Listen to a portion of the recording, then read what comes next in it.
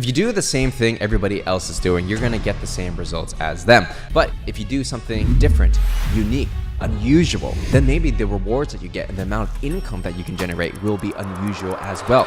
So in this video, what I want to do is I'm going to share some of the most unusual sales and mindset strategies that I've been able to implement for myself in order to get ahead when it came to my sales career and even in my career in general. Now, the first thing we got to cover is this. When it comes to how much you earn and what your potential is, what I've realized in my life is that the only limitation that you have for yourself is actually your imagination. So whatever cap you create for yourself, whatever glass ceiling there is that you have in your head, that is literally going to be your cap. I'll give you a personal example for me. Back when I was in high school, right? I wasn't the best student. I wasn't doing anything that stood out from anything, actually. At the time, I just wanted to be either like a registered nurse or a dental assistant or something like that. Those actually jobs make like decent money, right? But that was my cap. That was what I told myself. I was like, oh, you don't need to go to that much school in order to get this job. It pays pretty well. And that was it. And at that time, there was nobody in my life to tell me any different. So that cap that I put on myself was literally my ceiling. Now, of course, I've gone so much further than that nowadays, but like, had I not changed my mindset back when I was younger, back when I was in high school, that would literally have been my reality. So the first thing you have to realize if you're watching this is that whatever target you choose to hit, sometimes you don't even hit it and you hit lower than your target. But even if you did perfectly hit your target, that is your cap because you don't believe you can do anything bigger than that. So I would recommend a lot of people, especially if you're younger, or it doesn't matter if you're younger, right? Especially if you're just trying to become better, shoot for the highest ceiling possible. That is reasonably achievable, right? So it's not like, oh, I'm going to go to the moon and build a rocket myself, right? But it's like, if you want to make certain income goals and you know that if you do your sales really well and you like just crush it, you work at the right company or you start your own business, that you can actually hit that goal,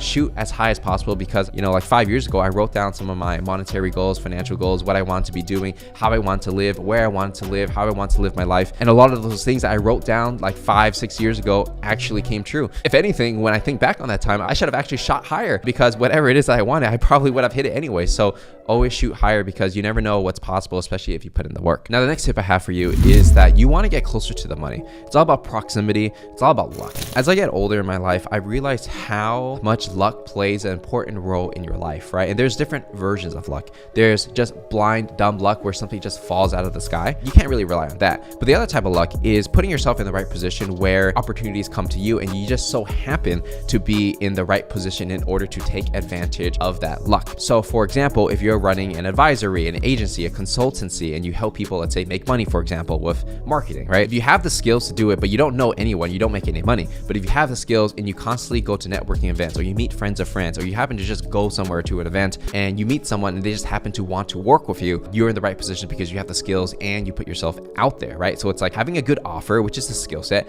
and meeting as many high quality people that fit you as much as possible, right? And for me personally, for my NFT advisory company that I created, a lot of it is luck. It's just people either come to me because they hear me on YouTube, or I meet a friend of a friend. I just happen to meet them, just having dinner, and I'm like, hey, maybe I can help you with that thing. And eventually they become a client. It's literally just luck. It's not like I planned it. It's just getting close in proximity to the money or the people that I think I can help the most. And so you want to think of yourself as like, what skills that you have? What are you developing so that you increase your odds of success? And then how do you get to as many people as possible? Now, if you think about it, dating is actually very similar, right? So like if you're a guy, you want to make yourself as attractive as possible, whether it's how you take care of yourself, your posture, your fashion sense, in some cases, the resources that you have, the status that you have amongst your peers, and how people see you, and all these things, right? And people can get a glimpse of who you are just by looking at you for the first 5 seconds. Now, from there, if you want to meet the right one, it's all about meeting as many high quality people that fit what you're looking for, right? Everyone's looking for something different. The more people that you meet, you're not always going to get yeses, right? But if you improve yourself as much as you can and you meet as many people as you can, eventually you'll find someone that fits, right? So it's literally the same whether it's relationships or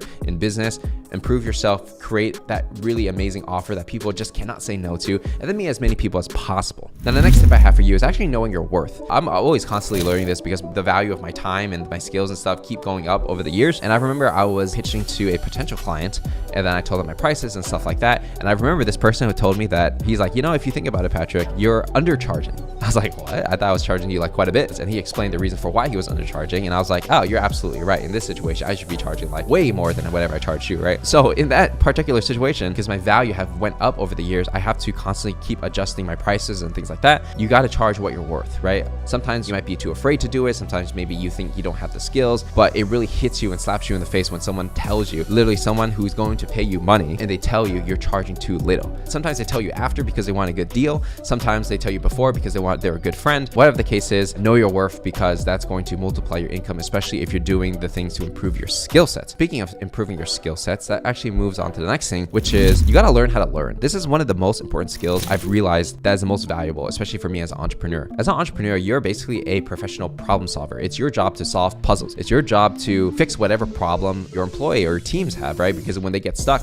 there's no one else to fall back on except the CEO or the entrepreneur or the person that are running the business, right? Because your job is to solve challenges every day. And also, if you want to grow your business, you're actually just running into more challenges. Having the ability to learn how to solve these problems is the most important, because you're not going to have the answer to everything. Your goal is actually to identify what the problem is and say, okay, I don't have the skills required to solve this problem, but hey, let me Google it. Let me ask a friend. Let me learn what I need to do now that I understand the problem, learn it, and then solve the problem, and then teach my team how to do that, right? So it's all about your ability on how to learn, and learning how to learn is one of the most important skill sets that I highly, highly, highly recommend. And if you do want to learn how to learn, there's actually a book that I've read 8 years ago. It's called The Art of Learning by John Watkins. You know, he's like a prodigy chess player, but he really gives some really good examples and analogies and explanations on how to actually learn. So if you're looking for that skill, this is a really good place to start. And once you have the fundamentals, then it will make so much more sense. Now, the next tip I have for you is actually more like a health tip, but they will improve your productivity so much. You got to watch what you eat, what you drink, how you sleep. I mean, it sounds so basic, but I feel like so many like entrepreneurs are getting into this trap of like, I got to take all these supplements and whey protein and stuff, but they don't even take care of the basic foods that they eat, which makes so much more of a difference compared to any supplement. Supplements are supposed to supplement what you already eat. Just having a good diet is very important. Eating the right food, making sure you're not eating like so much oils, like staying away from tap water, right? Because everyone's realizing that tap water has a bunch of chemicals in it, right? Trying to drink more purified water, spring water, stuff like that. Getting 7 to 8 hours of sleep, tracking your sleep. You know, one thing that really helped for me was getting an Oura ring, which I wear every night, which just tracks my sleep, and it helps me make sure I sleep more consistently, get enough hours. If I'm not sleeping that well, it kind of tells me like why I'm not sleeping well, what I did that day, or the food I eat, or if I drank any alcohol. And it's like when you're aware of these things, you cut out all the bad things that are like slowing you down, because it kills your productivity indirectly. The thing I've learned is like a lot of times we self-sabotage ourselves, and maybe things get stressed, or because you're like moving so fast in your business. Sometimes we self-sabotage, we stay up late, we're like, oh my god, like it's so painful, I gotta binge watch Netflix or whatever just to feel some kind of joy. Exercising, eating healthy, and all that stuff, staying away from the things that kill you, super, super, super important. This is more like philosophical, or maybe nowadays if you watch any like YouTube channels, the whole narrative right now is like there's like these secret powers and government that's controlling you, and that if you don't take control of your own life, then someone is controlling you. I thought about that a lot recently, and you know what? Even though it's like very dramatized on YouTube, it's actually true. If you're not in control of your life and you don't control the habits that you have, and you are reliant on other substances that you have to pay money for, somebody is making money off of your addiction. If you don't control your life, somebody else will, and I truly do believe that. So if you get addicted to vaping or drinking, whatever vices that exist, right? Somebody is literally controlling you. There's some marketer that either is a founder of that company or works at that company. They're thinking every day how to get you to spend more money on things that you don't need, to keep you unhappy, so that you have to keep coming back and buying their trash. You definitely want to be mindful of what you put into your body, also what you put in your mind, because at the end of the day, that's the most important thing. And if you master yourself, all this business stuff, all this making money stuff becomes so much more easier, because really the only person stopping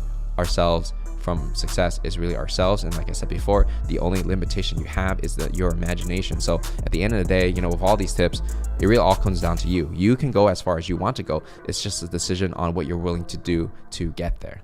And so with that said, those are going to be some of the best tips I have for you. If you enjoyed it, make sure to give it a like, subscribe, turn on notifications. I'm going to see you in the next one.